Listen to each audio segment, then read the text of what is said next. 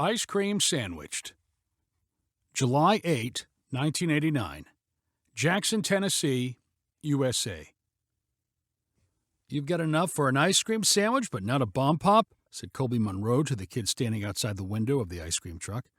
"How much more for a bomb pop?" asked the kid, holding up a dirty handful of coins. 20 cents. How about taking the ice cream sandwich so I can help the people behind you?" said Colby. The kid agreed and handed over his money. Colby opened up the cooler next to the window and retrieved an ice cream sandwich. The puff of cold air from the cooler felt good on Colby's hot face. "Okay, what would you like?" Colby asked his next customer. She was an 8-year-old girl he did not recognize, and she was obviously unfamiliar with the truck. "What do you have?" asked the girl while she played with one of her long braids. Instead of trying to explain the selection and prices, Colby pointed to the list painted on the side of the truck. Since the truck only got repainted once per year, the prices and choices stayed the same all summer. Colby stared at the girl impatiently as she read over the list. New customers were always the most indecisive. The regulars were bad enough, but a new customer might stand there for 2 minutes deciding between a push-up and an ice cream cup. "I'll take a creamsicle," the girl finally said. The creamsicles were in the larger cooler near the back of the truck. Colby had to squeeze past the generator and avoid the power cords on the floor in order to reach the cooler. The ice cream truck was more like a van. Add in the stool, short counter, and money box, and there was not a lot of room to move around. It was also sweltering inside because of all the heat dumped out by the generator and cooler motors. Colby always lingered an extra few seconds in front of the open cooler doors. Colby handed the creamsicle out the window as casually as possible. The next customer in line was a teenage girl wearing denim shorts and a tank top. Colby said to her, "Your name is Gina, right?" "Ha, you remembered," she said with a sugary smile and laugh. Of course Colby had remembered. She was one of 5 girls he watched for. She had to be about his age, and like the other 4 girls, showed up outside the truck with younger brothers or sisters. "What can I get you today?" asked Colby. "Just a grape popsicle," replied Gina. Colby reached into the cooler and pulled out 2. "Here, the second one is on me." "Oh, thanks," Gina exclaimed. "Hey, what grade are you in? Do you have your driver's license already?" asked Colby.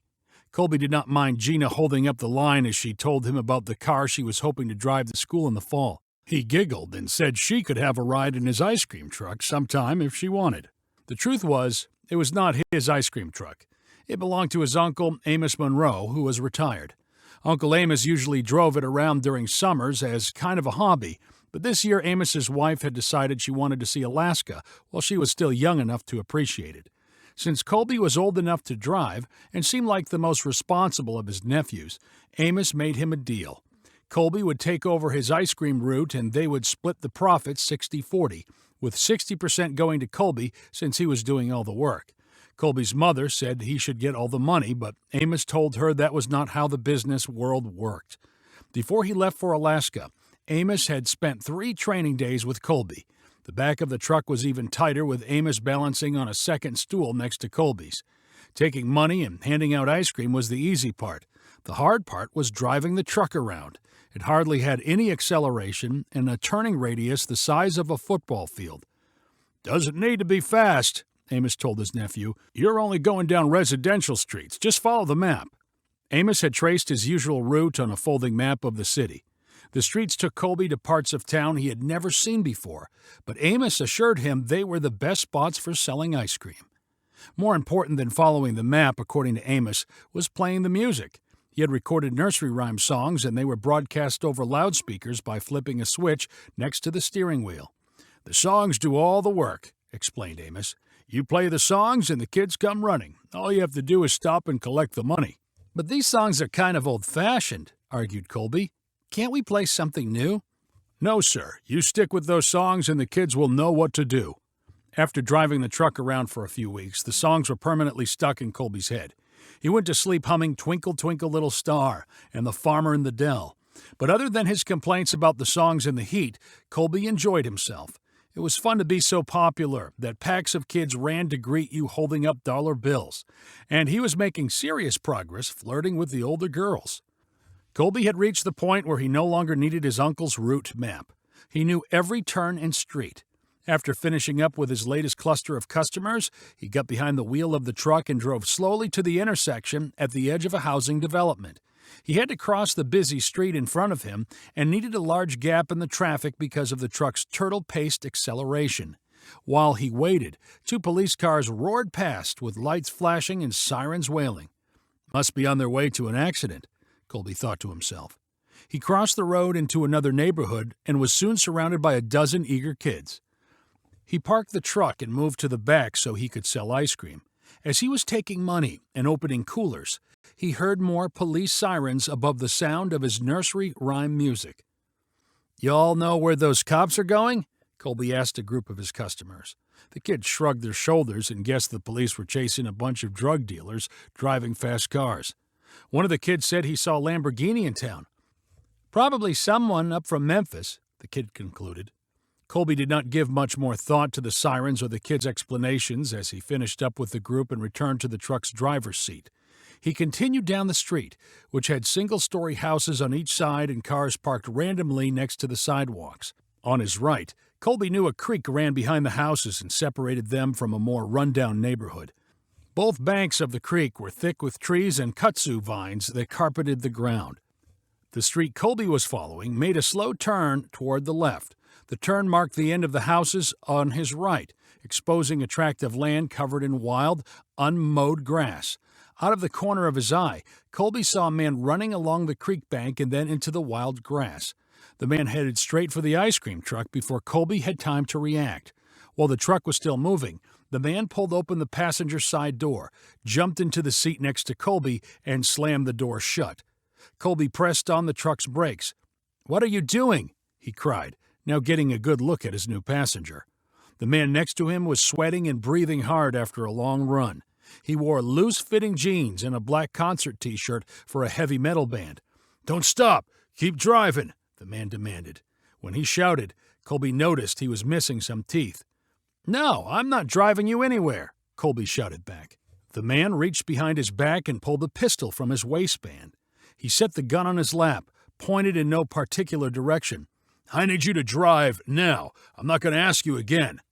Colby looked at the gun and then took his foot off the brake. He turned his wide eyes toward the street. "Good. I just need a little ride," said the hijacker. Where am I supposed to go?"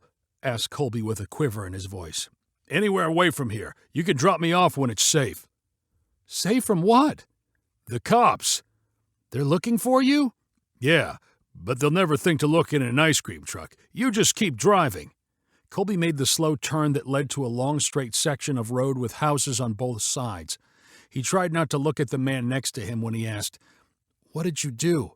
"Nothing. It was all a misunderstanding. You just keep driving and everything will be okay." Colby kept both hands on the steering wheel and nervously stared straight ahead.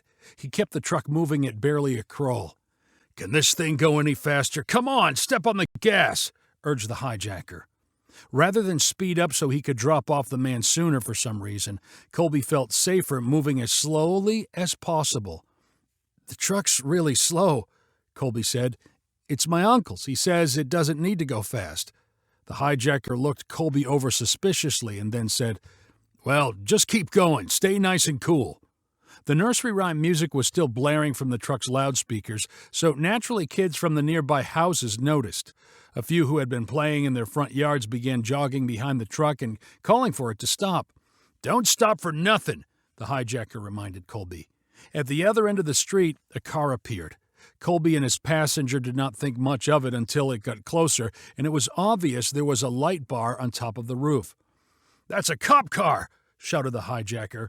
He slid down the passenger seat and crouched so he was not visible through the windshield. "Keep driving!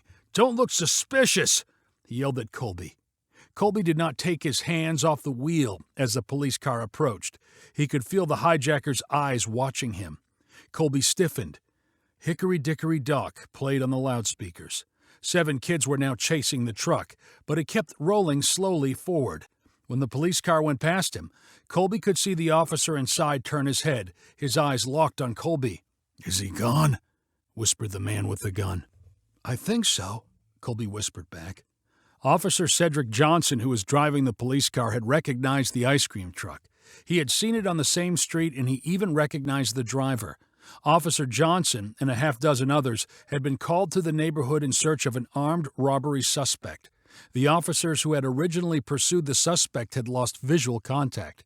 Now multiple patrol cars were all on the outlook for anything out of the ordinary, and what Officer Johnson saw was definitely out of the ordinary. After passing the ice cream truck, he radioed for backup, flipped his car around, and turned on his flashing lights. Inside the cab of the ice cream truck, the hijacker had stopped hiding and was again sitting in the passenger seat. He and Colby were both looking in the truck's side mirrors when they saw the police car start to trail them. "Should I stop?" asked Colby. "No, keep going! Keep going!" the carjacker yelled frantically. The kids chasing the ice cream truck stopped jogging as soon as they saw the flashing police lights. They shuffled over to the sidewalk and followed at a safer distance, staring with excited anticipation. "Pull over!" called Officer Johnson's voice from the loudspeaker on the police car. The volume was loud enough to be heard over the nursery rhyme music, which was still playing. "He wants me to pull over," said Colby. "I don't care what he wants," yelled the hijacker. "Keep going." At the head of the street, another police car appeared with lights already flashing.